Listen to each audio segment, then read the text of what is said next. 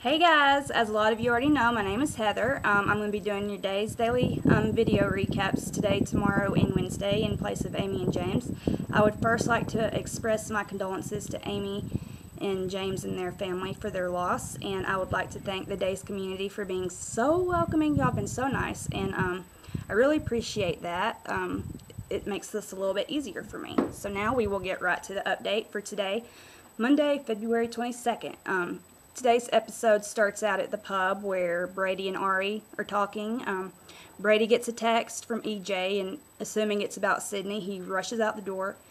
As he's walking out the door, he's kind of followed by somebody, a scraggly looking younger kind of guy. Don't know if maybe he's an extra or if maybe he bears some significance to something that's going to happen later. We'll just have to wait and see about that. Not long after Brady leaves, enter Rafe on the phone. He's shouting about Sydney to the FBI. Ari overhears, and then she wants, then he hangs up and updates Ari on the latest Sydney finding, and she's visibly upset. But Rafe assures her that this does not at all mean that Sydney's dead. It could just be the kidnapper's way of throwing him off, which we know that it is, that Sydney's not dead.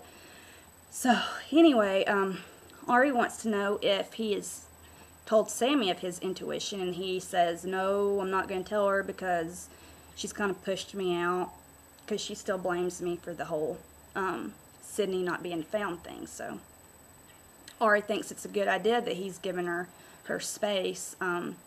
So now we'll go to the pier where EJ's waiting for Brady. He's on the phone with Anna. Anna's giving her usual lecture about how this whole thing is mean and cruel, and EJ lets her know who's the boss and that she isn't the boss, he is, and that he will make sure she goes to jail if she doesn't do exactly as he says.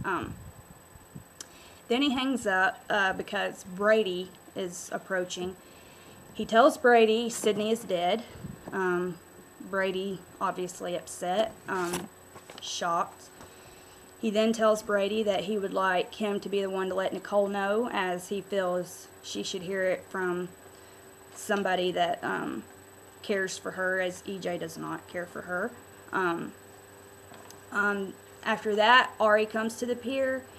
She tries to offer an apology to EJ about the finding of Sydney's bloody clothes, and EJ becomes very agitated, and in his little EJ voice says, my daughter would still be alive if it wasn't for your brother, or however he talks. That's my best EJ impression. Exit EJ. We are left with just Brady and Ari talking. Brady lets Ari know that the reason EJ needed to talk to him was he wanted him to be the one to tell Nicole about the death of Sydney. And Ari's not really happy about this because she feels this whole thing is Nicole's fault. Brady disagrees. She feels Brady's defending Nicole again and becomes very agitated. Brady disagrees. He says no. And then she says she still feels like Nicole's driving a wedge between them. And I wonder what's going to happen after Nicole gets out of jail. Is Brady going to enable her and coddle her like he's done from the beginning? Or will he let her go and not have anything else to do with her? That's going to be a good storyline to see. Anyway, let's see. Now we're at the police station where Victor's on the phone with Dan. Dan's letting Victor know that there's nothing new with Melanie. She's still in a coma. All this other stuff. Then Bo and Victor go into the interrogation room and to talk about Vivian. He lets Victor know that Hope is awake and she's implicated Vivian, and she also found the receipt for the comb switch that Victor did. Victor's not at all scared because he's Victor. He knows what's up. He knows that Hope's testimony is questionable at best because of her head injury. So Victor's just unfazed by this whole thing, and then tells Bo that Carly's going to get what she deserves and all this other stuff. Exit Victor. here comes Abe giving his Abraham wisdom about not to make this personal, and maybe Bo should slow down, lay low for a while, his typical Abe thing. Then Abe leaves. We see Bo try to call Carly on her cell phone. Of course, there's no answer. Bo then questions whether he's made the right decision in posting her bail. Now we will go to the showdown at the Kiriakis Mansion, which was my favorite part, because I loved seeing Vivian squirm. She just looked so funny. So her and Philip are in the living room. He's got a fire poker to her neck, taunting her pretty much in a roundabout way, letting her know that he knows that she was involved in the Melanie thing, and tells her that he knew Victor knew. And so he kind of teases that to get back at his dad, that he'll kill her so that Victor would suffer, and you know, you wouldn't do anything like that, would you, Vivian? Of course, Vivian denies it. She's all crying, scared, cowered in the corner. And I loved that.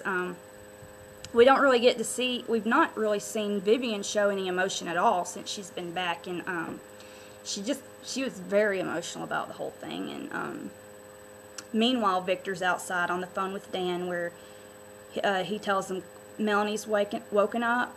He runs in to tell Philip. Philip runs out to go to the hospital. Then Viv and Victor have an exchange. Victor is not happy with Vivian at all. He tells her he's going to cut her off, and that he's got evidence that could send her to prison for the rest of her life. And Vivian says she isn't scared, which we all know she should be, because it's Victor. He can do pretty much anything he wants. He's very powerful.